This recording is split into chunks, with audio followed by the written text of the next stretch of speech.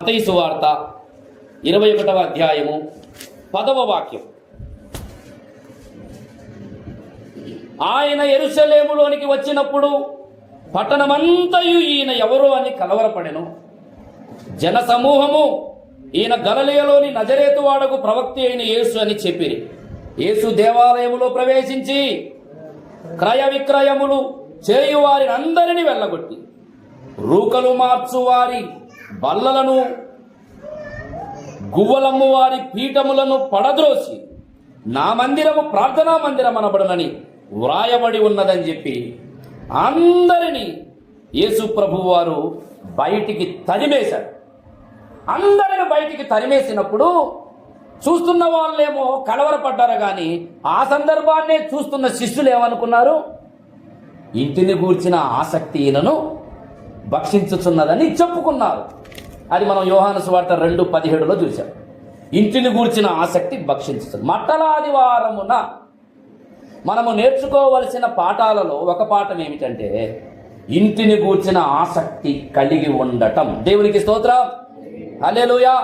చెప్పండి, మట్టల ఆదివారమున మనము నేర్చుకోవలసిన పాఠములలో ఒక పాఠం ఏమిటి? ఇంటిని గూర్చిన ఆసక్తి కలిగి ఉండటం. ఇది చాలా ప్రాముఖ్యమైన అంశం. ఏదో మందిరానికి వచ్చావు పోయావు, వందనాలన్నా వందనాలక్క అని చెప్పుకొని సంతృప్తి పడితే సరిపోదు. ప్రభునందు ప్రియులారా, మట్టలాదివారము అనే ఈ దినాన మనం నేర్చుకోవలసిన పాఠాలలో ఒకటి ఇంటిని గూర్చిన ఆసక్తి కలిగి ఉండటం. ఇంటిని గూర్చిన ఆసక్తి. యేసు ప్రభువు వారు ఇంటిని గూర్చిన ఆసక్తి విషయమై లోకంలోనికి వచ్చాడు. అంతేకాదు, ఆయన పుట్టినది మొదలుకొని ఆఖరి వారం వరకు కూడా అదే ఆసక్తిని కలిగి ఉన్నాడు. దేవునికి స్తోత్రం. ఏదో సంవత్సరంలో ఒక వారమో సంవత్సరంలో ఏదైనా కార్యం జరిగినప్పుడో కాదు ఆసక్తి. ఆయన ప్రారంభించిన నాట నుండి ముగించే నాటి వరకు కూడా తండ్రి అయిన దేవుని ఇంటిని గూర్చిన ఆసక్తి యేసు ప్రభువు వారిని భక్షించింది. అది నువ్వు నేర్చుకోవాలి. యేసుక్రీస్తు మట్టలాదివారపు దినమున చూపించిన ఈ సందర్భం నీ ఆత్మీయ జీవితంలో నువ్వు నేర్చుకోవాలి. దేవుని ఇంటిని గూర్చినటువంటి ఆసక్తి నీ వ్యక్తిగత జీవితంలో నువ్వు ఎలా కలిగి ఉన్నావు? నీవు దర్శించబడినప్పుడు, నీవు రక్షింపబడినప్పుడు, నీవు పట్టబడినప్పుడు దేవుని కొరకు నువ్వు కలిగి ఉన్నటువంటి ఆసక్తే ఈరోజు నువ్వు కలిగి ఉన్నావా? లేకపోతే నీ జీవితంలో ఉన్న ఆసక్తి అంతా అడుగంటిపోయిందా? ఈనాడు సంఘములో చాలామంది ఆసక్తి విషయంలో మాంద్యులైపోతున్నారు. ఆత్మయందు తీవ్రత లేని వారుగా జీవిస్తున్నారు. ఇలాంటి మట్టలాదివారములు నువ్వు ఎన్ని చేసుకున్నా దేవుని ఇంటిని గూర్చిన ఆసక్తి నీ జీవితంలో లేకపోతే ఇలాంటి ఆదివారాలు నువ్వు ఎన్ని చేసుకున్నా ఉపయోగం. ప్రభునందు ప్రియులారా, ఆసక్తి భక్షించాలి. ఆసక్తి విషయంలో నువ్వు మందుడవు కావద్దు. ఎప్పటికప్పుడు దేవుని కార్యాభివృద్ధి కొరకైనటువంటి ఆసక్తి నీలో బగ మండుతుండాలి. దేవునికి స్తోత్రం, హల్లెలూయా. పోయిన వారం ఆసక్తిగా ఉన్నాం, కానీ కొంతమంది రోజులు గడిచే కొద్ది ఆసక్తిని చల్లారిపోతుంది. ఆసక్తి విషయంలో చాలా మంది చల్లారిపోతున్నారు. ప్రార్థన పట్ల ఆసక్తి ఉండదు, వాక్యం పట్ల ఆసక్తి ఉండదు, సంఘం పట్ల ఆసక్తి ఉండదు, సహవాసం పట్ల ఆసక్తి ఉండదు, దర్శనము పట్ల ఆసక్తి ఉండదు, సేవ పట్ల ఆసక్తి ఉండదు. అనవసరమైన పనికి మాలిన, దేవుడు అప్పగించని, అనుసరించవద్దని చెప్పిన అనేకమైన విషయాలలో నేడు ఆసక్తి కలిగి ఉన్నాము. కానీ తండ్రి ఇంటిని గూర్చిన ఆసక్తి అనేది మరిచిపోతున్నాం. ఈ లోకములో అదే నీ కేంద్ర స్థానం.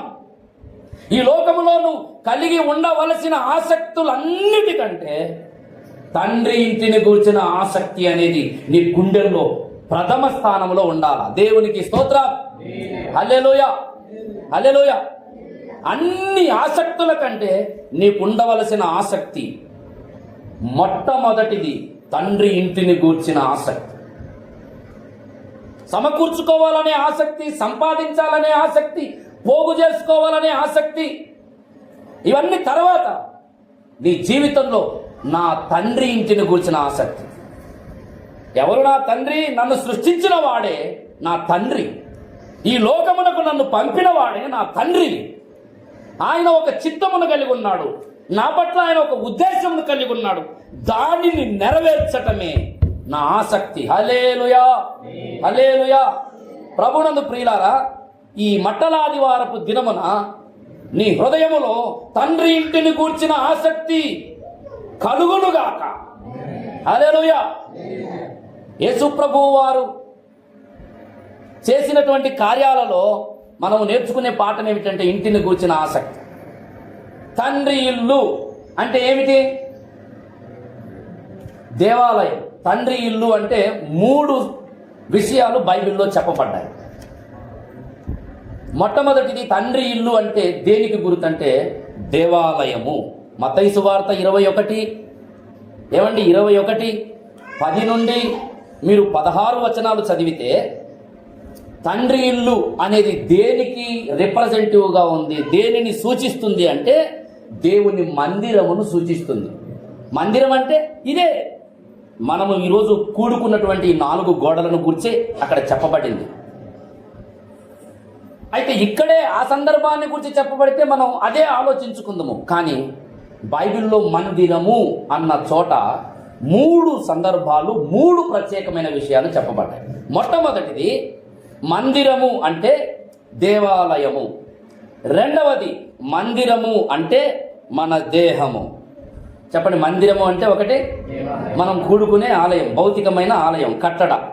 రెండవది మనమే, మన దేహమే దేవుని ఆలయం. 1 కొరింథీ పత్రిక చూడండి, 1 కొరింథీ పత్రిక 6వ అధ్యాయం. 1 కొరింథీ పత్రిక 6వ అధ్యాయము 19వ వాక్యం చూడండి.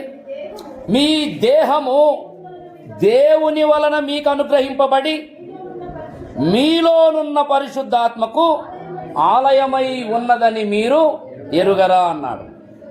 కాబట్టి ఆలయము అంటే అర్థం ఏమిటి? మొదటిది భౌతికమైన కట్టడం ఆలయం. రెండవది మన దేహమే, హృదయం కాదమ్మా, హృదయం, మన దేహమే ఆలయం.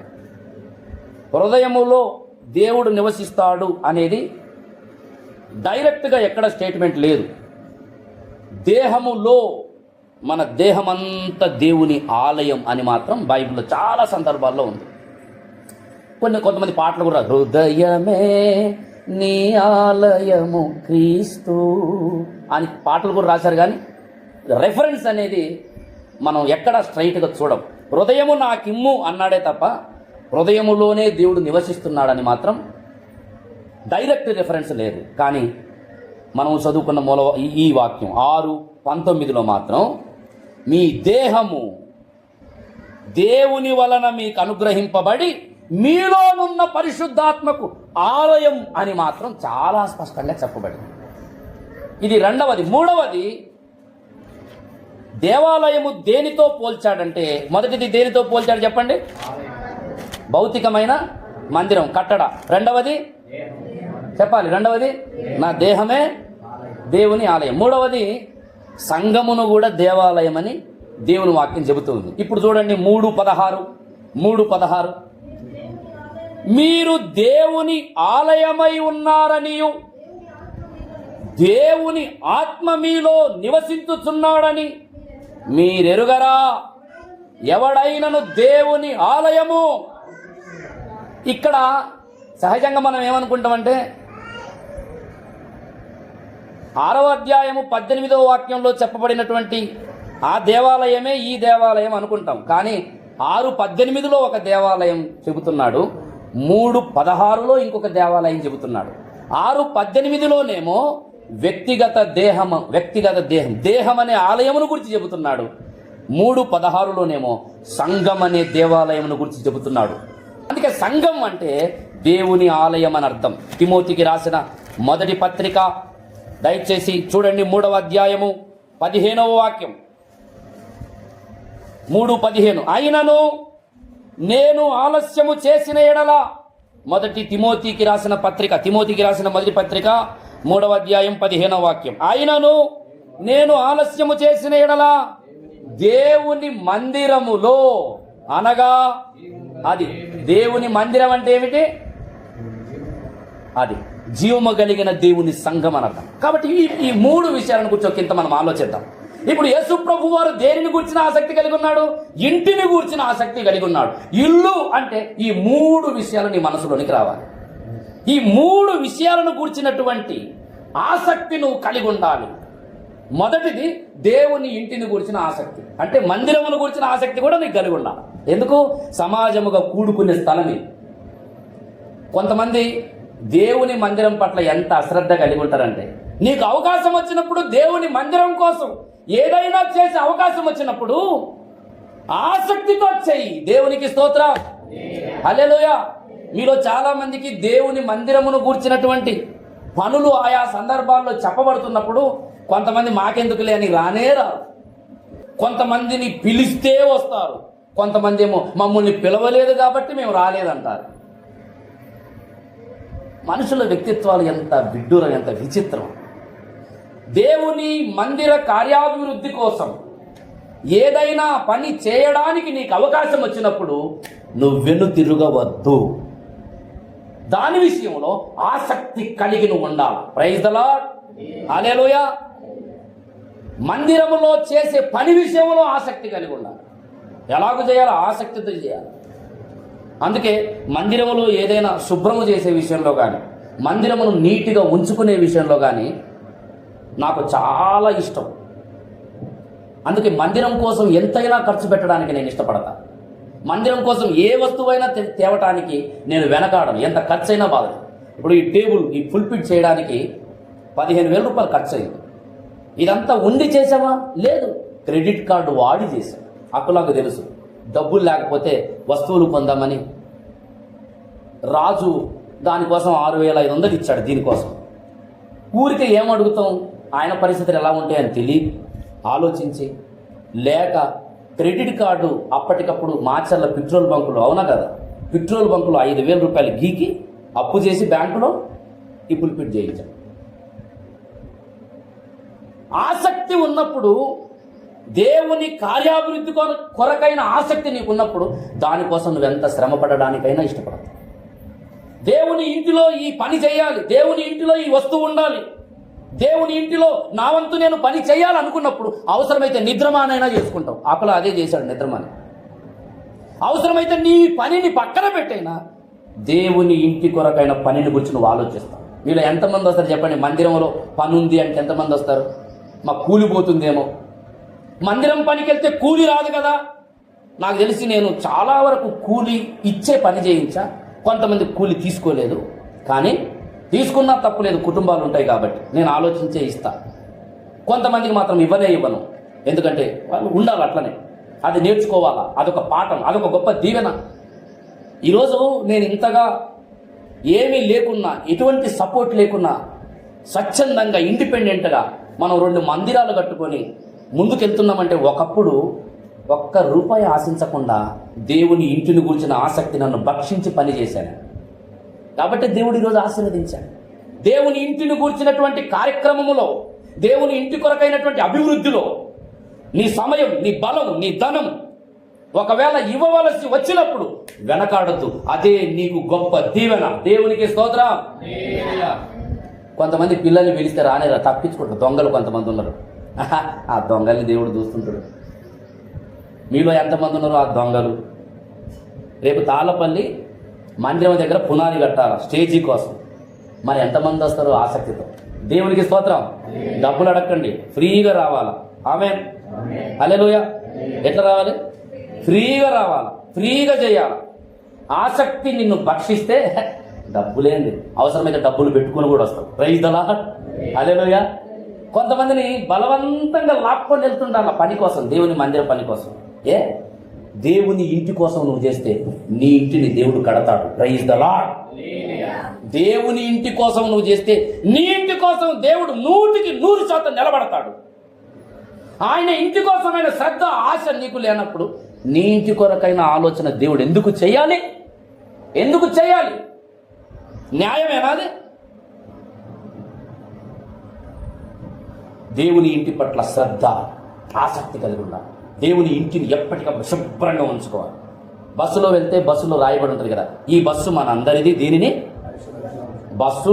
బస్సుకే అంత మ్యాటర్ రాస్తే మరి దేవుని మందిరం ఎలాంటిది? ఎంత జాగ్రత్తగా ఉండాలి.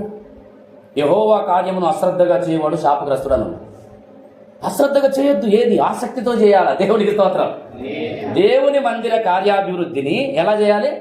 అశ్రద్ధగా చేయొద్దు, ఆసక్తిగా చేయాలి. దేవునికి స్తోత్రం.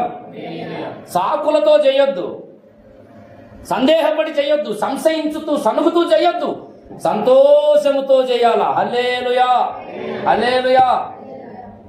ప్రభునందు ప్రియులారా, యేసు ప్రభు ఇంటిని గురించిన ఆసక్తి కలిగి, మట్టలాదివారం అంటే అర్థం ఏమిటంటే దేవుని ఇంటిని గురించిన ఆసక్తి మరలా మనం తెచ్చుకోవటం. దేవునికి స్తోత్రం.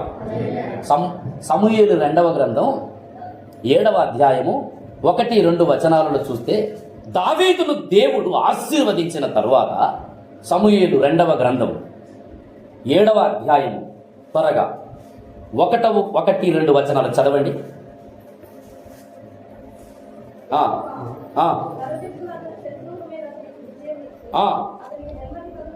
నెమ్మది కలుగజేసిన తరువాత రాజు తన నగరి యందు కాపురం ఉండి పిలువగా, నేను దేవదారు మ్రానుతో కట్టిన నగరి యందు వాసము చేయుచున్నాను. ఓ దేవుని మందసమైతే డేరాలలో నిలుచుచున్నది, నేనేమో దేవదారు మ్రానులతో కట్టినటువంటి నగరిలో ఉన్నాను. కానీ నా దేవుని మందసం ఎక్కడుంది? డేరాల మధ్య ఉంది, గుడారంలో ఉంది.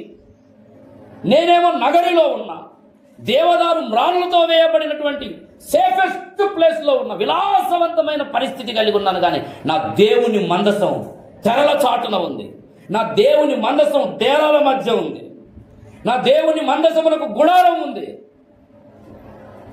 ఆ ఆశ దావీదును భక్షించి తన నగరిలో ఉండలేక, నా దేవునికి నేను ఒక అద్భుతమైన మందిరం కట్టించాలన్న ఆసక్తి దావీదును భక్షించింది. ప్రైజ్ ది లార్డ్, హల్లెలూయా. అదే మందిరమును గురించిన ఆసక్తి ఇప్పుడు యేసు ప్రభువు కూడా కలిగి ఉన్నాడు. ప్రభువునందు ప్రియులారా, మనం ఎదుగుతున్నా కొద్దీ దేవుని ఇంటిని గురించిన ఆశ, ఆసక్తి, కార్యాభివృద్ధిలో కూడా నువ్వు ఎదగటం నేర్చుకోవాలి. దేవునికి స్తోత్రం. ఆర్థికంగా నువ్వు అభివృద్ధి పొందుతున్నావా? సామాజికంగా అభివృద్ధి పొందుతున్నావా? కుటుంబంగా నువ్వు అభివృద్ధి పొందుతున్నావా? పనులలో, ప్రయత్నాలలో, వ్యాపారాలలో నువ్వు వృద్ధి చెందుతున్నావా? ఆశీర్వదించబడుతున్నావా? అయితే ఒకటి గుర్తుంచుకో, దేవుని ఇంటిని గూర్చి, దేవుని కార్యాభివృద్ధిని గూర్చి, దేవుని పనిని గూర్చినటువంటి అభివృద్ధి కొరకైనటువంటి అడుగులు కూడా వేసే విషయంలో నువ్వు ఆసక్తి కలిగి ఉండాలి. అందుకే దేవుడు నిన్ను ఆశీర్వదించాడు. కాస్త ఎదిగిన తర్వాత మనం మర్చిపోతుంటాం అన్నీ. దేవా, నీ ఇంటిని గురించిన ఆసక్తి విషయంలో నేను ఆసక్తి కలిగి ఉండటకు సహాయం చేయండి. హల్లెలూయా. కొరింథీయులకు రాసిన మొదటి పత్రిక 15వ అధ్యాయము, దయచేసి త్వరగా చూడండి. మొదటి కొరింథీ పత్రిక 15వ అధ్యాయము 58వ వాక్యం. కాగా నా ప్రియ సహోదరులారా, మీ ప్రయాసము ప్రభువునందు వ్యర్థము కాదని ఎరిగి స్థిరులను కదలని వారును ప్రభు కార్యాభివృద్ధి యందు ఎప్పటికీ ఆసక్తిగా ఉండండి. వ్యర్థం కాదని ఎరగండి. నువ్వు ప్రభు కోసం, ప్రభు కార్యాభివృద్ధి కోసం, దేవుని ఇంటి కోసం చేస్తున్నటువంటి ఏ పని వ్యర్థము కాదు. సమయం వ్యర్థం కాదు, నీ ధనం వ్యర్థం కాదు, నీ కష్టం వ్యర్థం కాదు. దాని విషయంలో ఎప్పటికీ ఆసక్తి కలిగి ఉంది. హల్లెలూయా. రెండవది, దేహము అనే ఆలయమును గూర్చి నువ్వు జాగ్రత్త కలిగి ఉండాలి, ఆసక్తి కలిగి ఉండాలి. దేహం అనే ఈ ఆలయమును గూర్చి. ఎందుకు ఈ దేహములోనికి ఏమి జొరబడుతున్నాయి? మార్కు సువార్త, దేవుడు నీకు అనుగ్రహించిన ఆలయం ఏమిటంటే దేహం. వినండి, నా వైపు చూడండి ఒకసారి. దేవునికి ఆలయం ఏమిటి? మనకు ఆలయం ఏమిటి? మనకు ఆలయం ఏమిటి చెప్పండి? మందిరం. దేవునికి ఆలయం ఏమిటి?